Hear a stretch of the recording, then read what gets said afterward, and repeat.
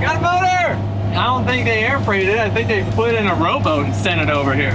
TB48 has finally arrived at stateside. It's at my buddy Sam's shop. He was the helping hand that got the motor for us. He has another shop that's over in Dubai, and they were able to locate the motor, get the full swap, get it pulled, get a box crated, shipped. A lot of paperwork, but it is finally here. We're gonna get it. The actual motor is heavy too. Oh yeah, no. The motor is like 700 pounds. Yeah, just the motor. I believe it. It's like a diesel engine. It's huge. It's a 5-liter straight 6. Yeah, and then the transmission is. And everything's in here. Mm-hmm. They put everything: the wiring harness, the airbox. Awesome. They didn't come to the state, right?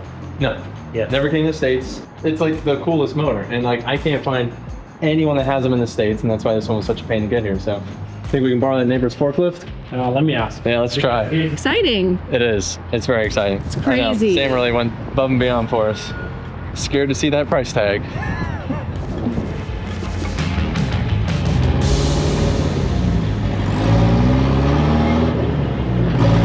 She is here. Whoa. Whoa is right.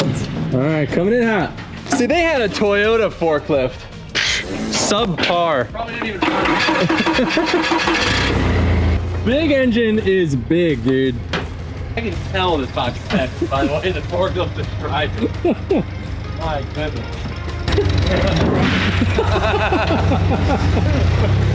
Cool, dude. It's time to blow this baby open.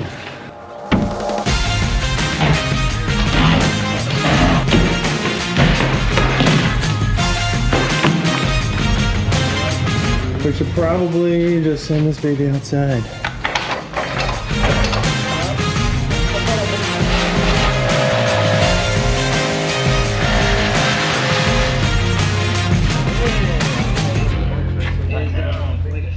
Next step is we get the forklift, we get this big old transmission out the way, and then we, dang, look at those race headers. You just bolt our turbo right there.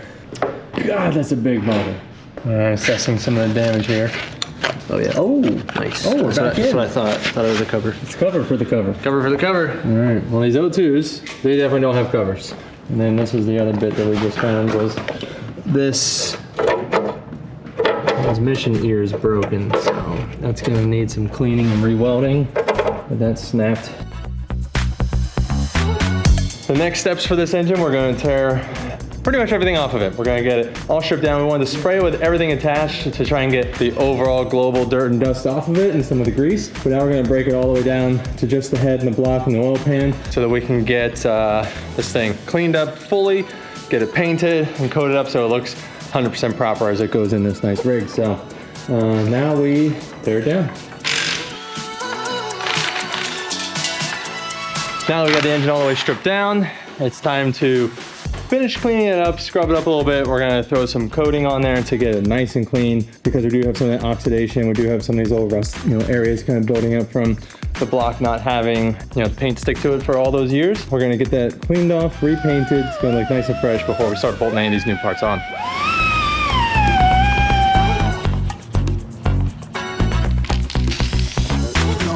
Yep. Yeah, I just always try and get in all the little nooks and crannies first. Yeah. And then go back and get the hose. Like all the bosses, all the undersides. I'd say that was a nice hose. Sounded thick. No, freaking way Jackson. Does it bolt right up?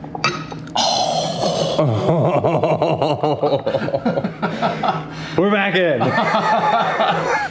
Wait. No way. Oh my gosh. Oh, love you, Nissan. So, Discovery, the engine mounts that came on the TD, they look a little different. And the mounts were blown in half, right? Sometimes junkyards, they don't even unbolt the motor mounts, they just lift and it rips because it's 2 minutes faster. And so, but the rubber isolators that we have don't fit these mounts. We probably could have made something to fit, but I was like, well, let's just check the brackets from the TD engine, which, TD42, TB48, the diesel versus the gas. We're bolting this baby in today. Pretty good. Bolting her in. Like 10 minutes. We need the oil pan still. joking. Yeah. Pick it up from the manifold. I was gonna say, I was gonna slide the manifold back. Now we'll probably just grab something. This is our new turbo manifold from 6 Boost. So we went with a divided setup on this one. You got 3 runners that come into this port and then 3 runners that come into this port within a single wastegate dump on there. So we're gonna add a 60mm wastegate to it. We got a nice big honking turbo, but this, I've been waiting to see this one for a minute. So just a quick little test fit. We'll go back and put all those on in the gasket and everything else, of course, but all right. Making some progress here now.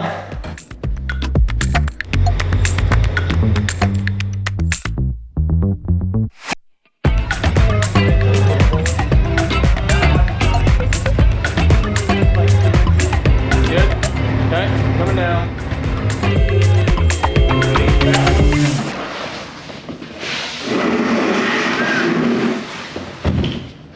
This is easily the biggest clutch. Dude, this thing is huge. I think the box for our other clutches is like, Oh, dude. goodness. That's a bad mamma jamma right there. It's a clutch.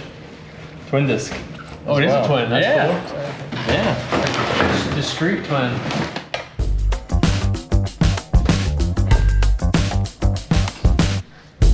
You on? Yeah. Okay. There it is.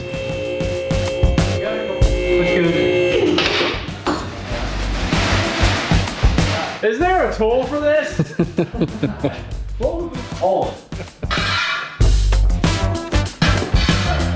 All right. Might be right in the way of this flywheel. So yeah, we got our old pilot bushing in here still from its past life. So the ACT kit comes with a new pilot bushing, so we're gonna get that swapped out so everything's fresh. Nice. Got it. And so they also got us a nice fresh throw bearing. You can see this one's, oh, no, hang on. We're good as new.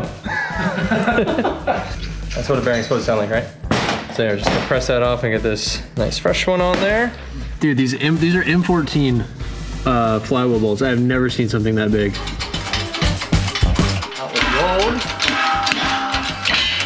There we go. We'll go ahead and get this cleaned up real quick and then press the new one on. Because yeah, since there's new moving parts on this one, I want to clean this one real good. Look at that thing.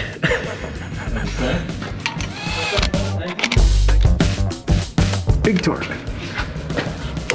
Yeah. Ooh, that wasn't so bad.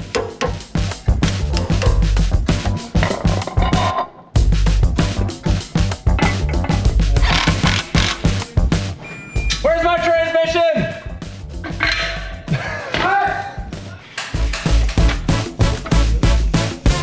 All right, how are we looking? We're lined up at the holes now. This thing is heavier than the 3 people trying to put it in. Combined. Oh, 100%. It's the size of Howie, and it's solid steel.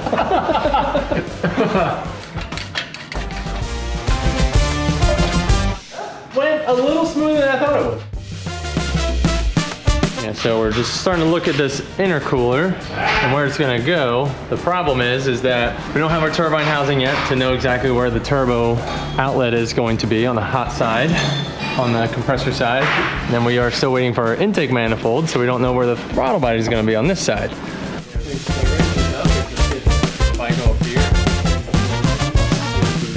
All right, load looks good. So the 3.5 is gonna be like yonder, approximate. Yeah, approximately there. So that too would have to do a little bit of jogging quickly.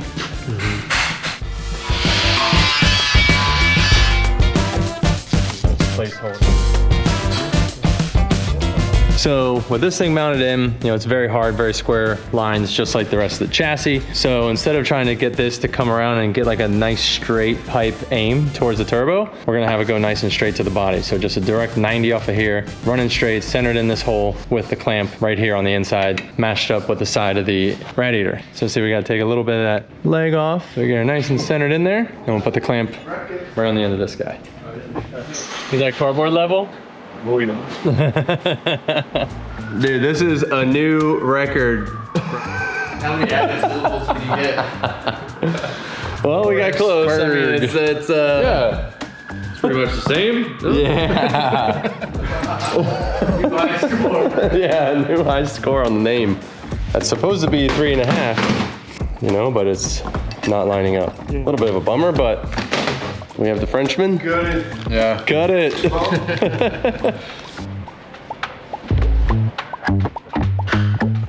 Got that? Big turbo, big. So many V-bands in one space. Nope. I was like, yeah, of course not. I was like, I don't think that's gonna make it. Don't close it. Close it.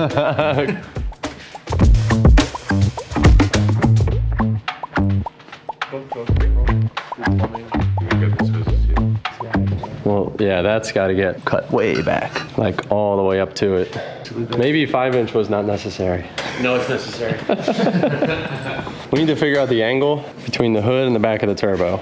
It's gonna have 2 cuts. One's gonna be straight, and then the other one's gonna be the subtraction to set that angle. So yeah, I think we could just literally figure this out with math. I'll take that one. So that's the same angle As the front, as the back as of the the hood. back. All right, let's ruin this hood. Got a little start there too. Yeah, shove the little jigsaw right in there. What we decided was we're gonna keep this edge here. We're gonna cut just the black part out, and then I just paralleled the front leading edge to the back of the hood. So a little bit of a parallelogram. And Pierre's got all kinds of room now.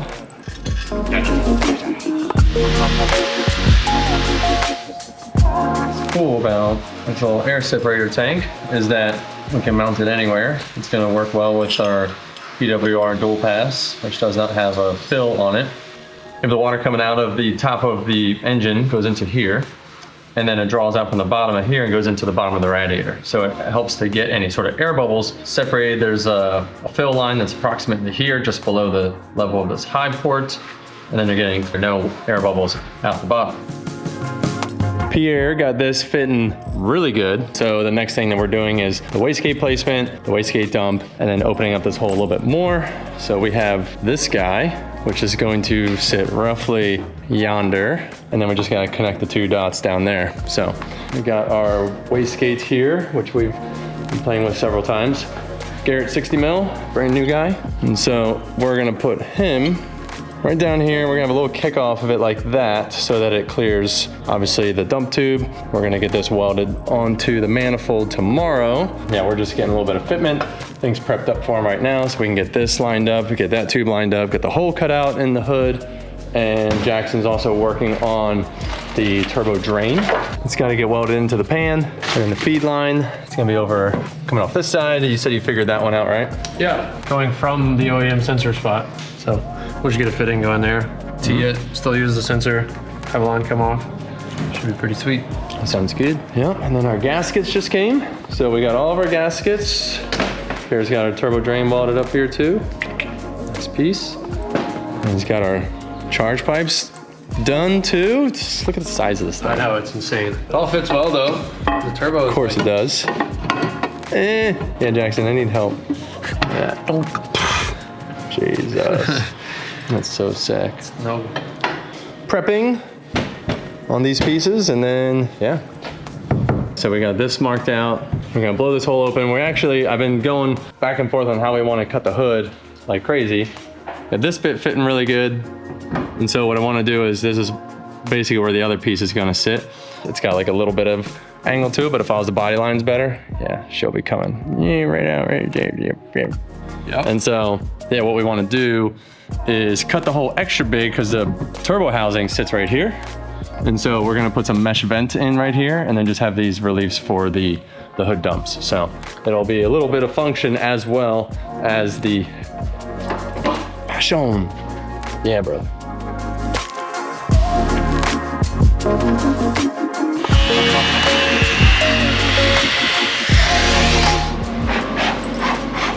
Just catching your truck on fire. Oh boy. I think we have enough fittings, brother. I think so. The problem is that they never Well, not they as in Deechworks, but like they as in like the infamous us.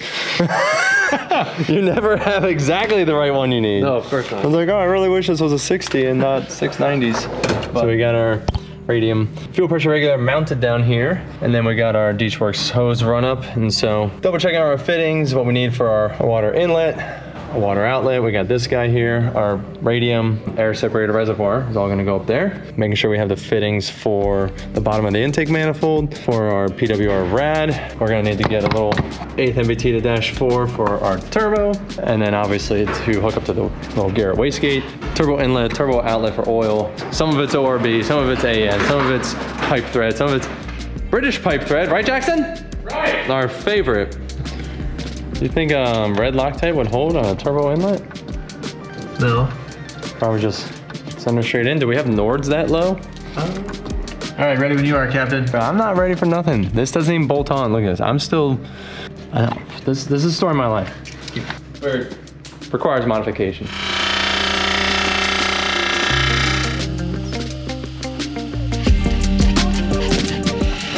Machine tolerance built to spec.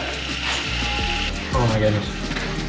Pretty happy, Jackson. Like it was made for it. I mean, I could torque this bad boy down right now. What's going on? Yeah, totally. The Nords, I don't know if it really needs it. If this engine had an OEM turbo feed line, this is where it would go. That's where it would go. 100%.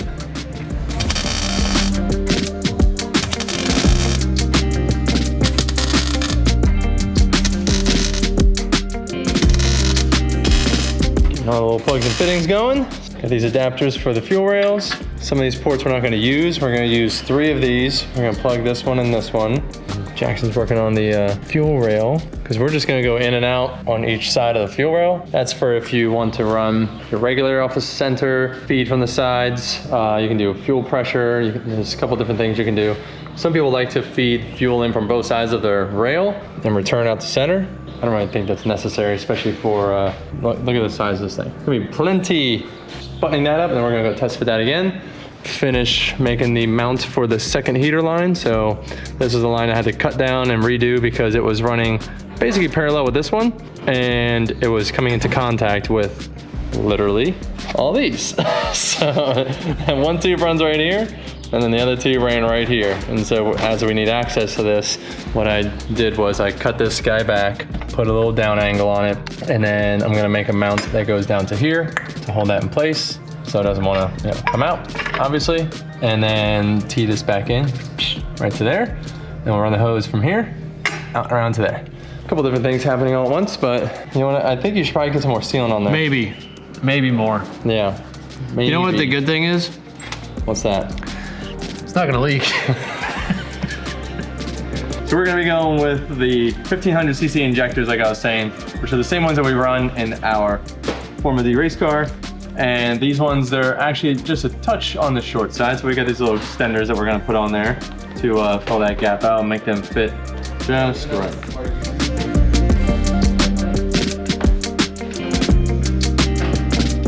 We might mill a little bit of material off of these spacers just to close that gap a little bit. Spacers know how long the spacers are. Yeah, knowing how long the spacers are. By utilizing the spacers, we can determine how long the spacers are. We need 9 Spacers, basically. So we basically gotta take out the difference of that. Oh yeah? Yeah, because that's 3164. So we're coming down to the final stretch with the Patrol. It's debuting officially this weekend at Radwood in San Jose, and we're super stoked to go out there with our Mobil 1 family and show them this vehicle for the very first time. And so we have had a couple little soft showings with it. We brought it out to King of Hammers before we had the engine. We brought it out to Fuel Fest when we had the engine kind of visually together, but now we're coming to the final stretch. We're getting the carpet in, we're getting the ECU hooked up, we're got it cranking, and now we're looking to get it fired up. So we have Pierre making our final couple pieces, our finishing touches on the hood dump. So we have that all together and installed on the hood. Looks really nice, a laser cut piece of aluminum that has not only a vent, but the escapes for the turbo dump and the wastegate dump. And on top of that, throttle body bracket, just all those little things that take the extra time when you're getting to the 11th hour. So Jackson's finishing up some wiring inside. We're getting our Optima battery located in the back of this truck. We have cranking, we have lights, we have a lot of little things hooked up, and we are looking to get this baby fired up before the night's over. Feel it blowing in the line? Oh, I can hear it. It's juicing. Yeah. Yeah, she's flowing hard.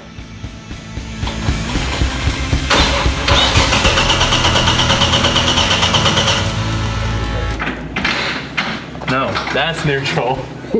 Jackson! Why did it just crank without moving? Because I think this is in neutral. Just give it a click first, yeah. Okay. It's not going anywhere. It's in neutral, yeah.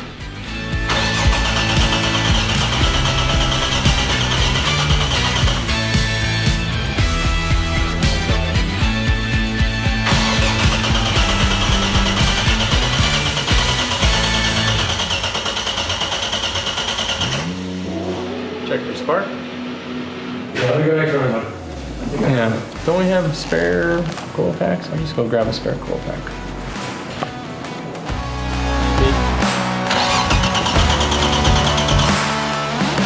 So we're finding out that it does have an immobilizer and apparently it's within the ECU, so I don't know if we can hotwire it. So we might have to try and get a program on the ECU to disable it.